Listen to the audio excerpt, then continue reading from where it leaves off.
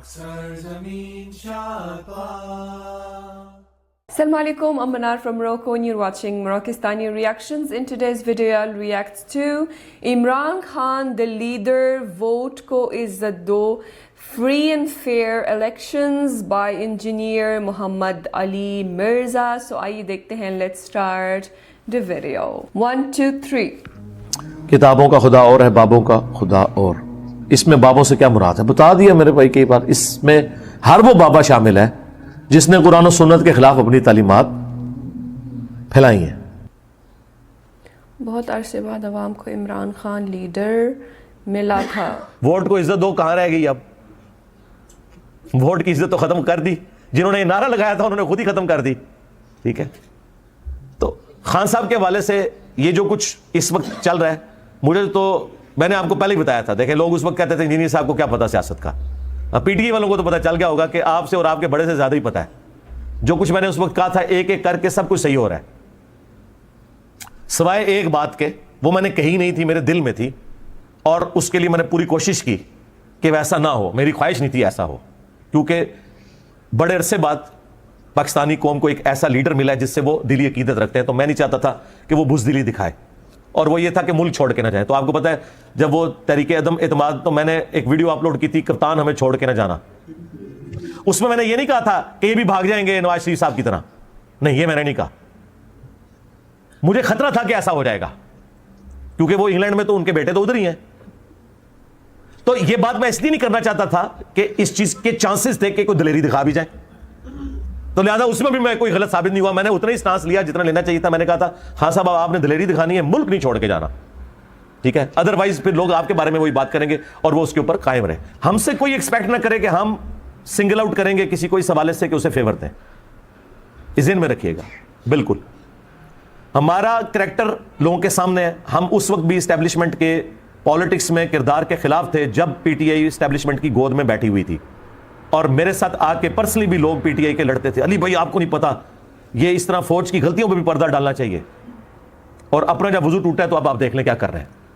आप मेरे साथ वो निगाहें नहीं मिला सकते, अब मुझे उन्हें समझाना पड़ता है कि यार हाथ हौला रखो, तुम बहुत आगे चले गए हो। ठीक है, फिर पीटीआई वाले ये अक्सर इतराज करते हैं कि जी वो आजम सवाती साहब के साथ, शहबाज गिल के साथ ये कुछ किया, बिल्कुल गलत किया, लेकिन जरा अपनी दावों पे भी गौर करें। मुझे बताएं, आप किसी को ट्वीट के अंदर बास्टर्ड लिखें, आउट ऑफ वेडलॉक किसी को हरामजादा कहें, ये गाली निकालें, तो आप ये एक्सपेक्ट करेंगे कि वो आगे से आपको फूलों का तोहफा भेजेगा? लोग मुझे आगे सवाल करते हैं जी आप भी एस्टेब्लिशमेंट के खिलाफ बोलते हैं। मैं एस्टेब्लिशमेंट के खिलाफ नहीं बोलता, मैं एस्टेब्लिशमेंट के जो हलफ है ना उसके हक में बोलता हूं कि आप अपने हलफ की पासदारी रखें और पॉलिटिक्स में हिस्सा ना डालें, न्यूट्रल रहें बकौल इमरान खान साहब के। चलें ये लफ्ज वैसे बदनाम हो गया, अनबाइज्ड रहे, एपॉलिटिकल। तो ये कोई उनकी बेइज्जती करना नहीं है। उस जमाने में जब बेइज्जती थी उस वक्त भी मैं कहता था, अब तो खैर वो खुद कह रहे हैं कि हम ऐसा है या नहीं है, वो अवाम ने ज़ाहिर है और हालात वाक़यात ने फैसला करना है, वो उन्हें खुद समझ आ जाएगी। लेकिन इसकी बुनियाद के ऊपर ये गाली गलोच का कल्चर आम करना, एक दूसरे को गद्दार वतन कहना, एक दूसरे के ऊपर झूठे मुकदमात बनाना, ये भी तो गलत है ना। आप मुझे बताएं ये गवर्नमेंट सही मुकदमात में भी खान साहब को कैसे पकड़ सकती है जबकि फजूल किस्म के मुकदमात की भी सेंचुरी होने वाली है। अगर वो मुकदमात मजबूत है, तोशा खाना वाला केस हो या बाकी केसेस, तो बाकी आपके केसेस बनाने की जरूरत ही नहीं है, सिर्फ इसलिए कि जलील करना है किसी बंदे को कि वो एक अदालत में पेश हो तो दूसरे इलाके की पुलिस पीछे खड़ी हुई हो, जिस तरह इमरान रियाज खान को उन्होंने सैर कराई थी। तो इसका मतलब है कि आप भी कोई एंड रिजल्ट नहीं चाहते, सिर्फ दूसरे को जलील करना चाहते हैं, जिस तरह के खान साहब आपके साथ करते रहे अपनी हुकूमत में नैब के जरिए। तो फर्क तो कोई ना रह गया, दोनों फिर एक ही तरीके से बिहेव कर रहे हैं ना। आप जो कल तक आइन की पासदारी की बात करते थे, फ्रीडम ऑफ एक्सप्रेशन की बात करते थे, तो अब आप भी तो उसको नहीं कर रहे हो। ये मैंने 2018 के इलेक्शन वाली रात कह दिया था। उस टाइम किसी ने सोचा था कि ये इतनी प्यारी लव मैरिज हुई है, ये नाकाम भी होगी, लेकिन लव मैरिज हमेशा नाकाम होती है। ये लव मैरिज नवाज शरीफ के साथ भी इनकी हो चुकी हुई है। जो इमरान खान साहब आज लाडले थे ना कुछ अर्सा पहले तक, नवाज शरीफ साहब भी इसी तरह लाडले हुआ करते थे, उनको भी एस्टेब्लिशमेंट नहीं लॉन्च किया था। तो हमें पता है लव मैरिज हमेशा नाकाम ही होती है, और वो हुई। हमने उस वक्त भी कहा कि इस तरीके से गवर्नमेंट को नहीं हटाना चाहिए था। 5 दफ़ा कम अज़ कम असम्बलियाँ अपना वक्त 5 असम्बलियाँ पूरा करें तो इंशाल्लाह ये मामलात बेहतर होंगे। اور اس میں نے یہ بھی کہا تھا کہ جب وہ کسی کو ہٹاتے ہیں نا تو اگلے الیکشنز میں اسے نہیں لے کے آتے. لوگ کہتے نہیں جی وہ انجینئر صاحب خان صاحب بڑے پاپولر ہیں, وہ بن جائیں گے. بھائی پاپولر ہیں بنیں گے تو اس وقت نا جب فری اینڈ فیئر الیکشنز ہوں گے. ہاں پاپولر تو نواز شریف صاحب بھی تھے, لیکن 2018 میں کس طرح انجینئرنگ کر کے ایک ایسے بندے کو جس کی مشکل سے 30 سیٹیں نکلتی تھیں اسے انہوں نے جتوا دیا, اور وہ آہستہ آہستہ سب کچھ کھل گیا کیونکہ وہ سہولت کار بھی سامنے آ گئے. دونوں آپ پتہ جب پھوٹ پڑتی ہے پھر وہ دونوں طرف کی باتیں نکلتی ہیں بھائی. اور اس چیز کو نون لیگ والے کیش نہ کروائیں. نواز شریف کے ساتھ بھی یہی کچھ کیا بے نظیر کے مقابلے پہ.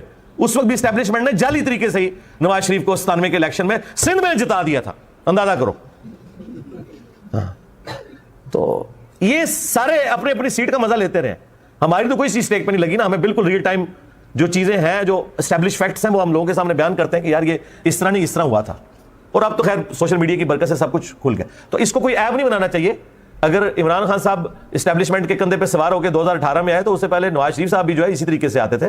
تو ظاہر ہے اس کی وجہ سے عمران خان نے سمجھا کہ یہی ایک طریقہ ہے اوپر آنے کا, اوپر آ کے میں پھر معاملات ٹھیک کر لوں گا. لیکن ٹھیک کیا کرنے تھے وہ آپ کے سامنے مزید خراب ہو گئے. اور اب تو میرا خیال ہے جو ملک کی صورت حال ہے, تو میں نے تو دیکھیں وہ فی البدی اس وقت میرے جملے پتہ نہیں اللہ نے زبان سے نکالے, ان کو شرف قبولیت ہوا کہ اب یہ لوگ کعبے کی چھت پہ بھی کھڑے ہو کے کہیں کہ ہماری آنے والی نسلوں میں بھی کوئی پالیٹکس میں حصہ نہیں لے گا تو شاید کوئی عوام مان لے. ادروائز مجھے نہیں لگتا کہ عوام میں جتنی نفرت آئی ہے یہ اب نکل سکے گی. اب لوگ چوک چوراہوں میں ہوٹلوں پہ بیٹھ کے چائے پیتے ہوئے کھانا کھاتے ہوئے سرے عام فوج کو گالیاں دے رہے ہوتے ہیں, اور یہ بڑا خطرناک معاملہ ہے.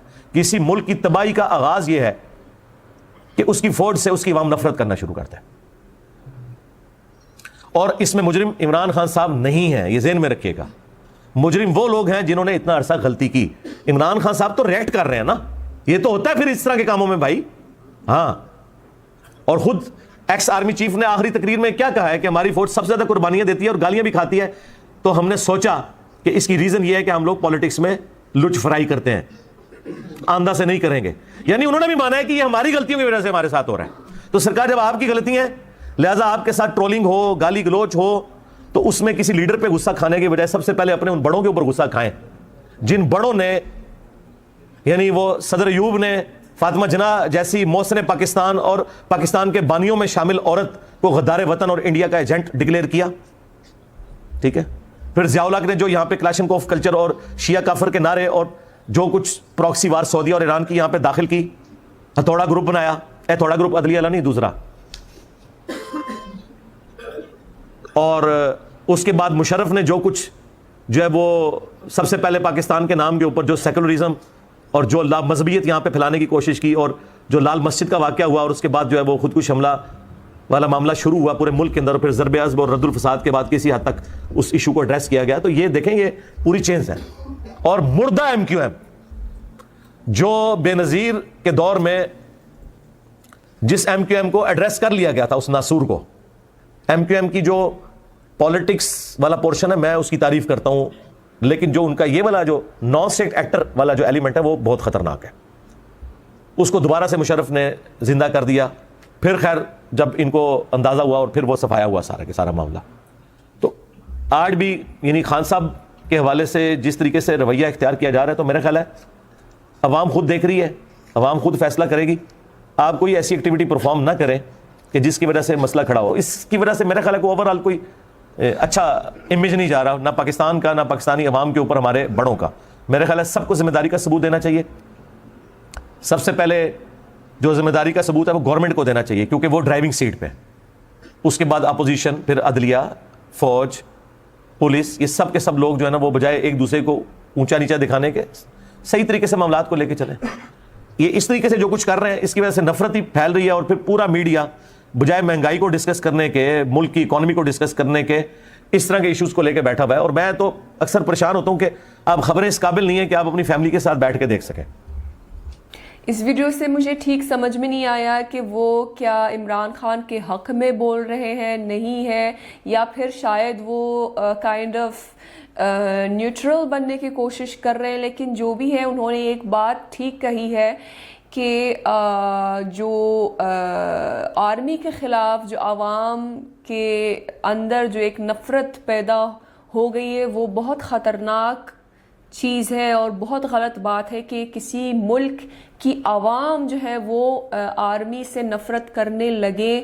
یہ کوئی ٹھیک بات نہیں ہے, بہت خطرناک بات ہے. لیکن انہوں نے یہ بھی واضح کیا ہے کہ اس چیز کی وجہ جو ہے عمران خان نہیں ہے, وہ اس نفرت کا ذمہ دار عمران خان نہیں ہے لیکن آرمی خود ہے.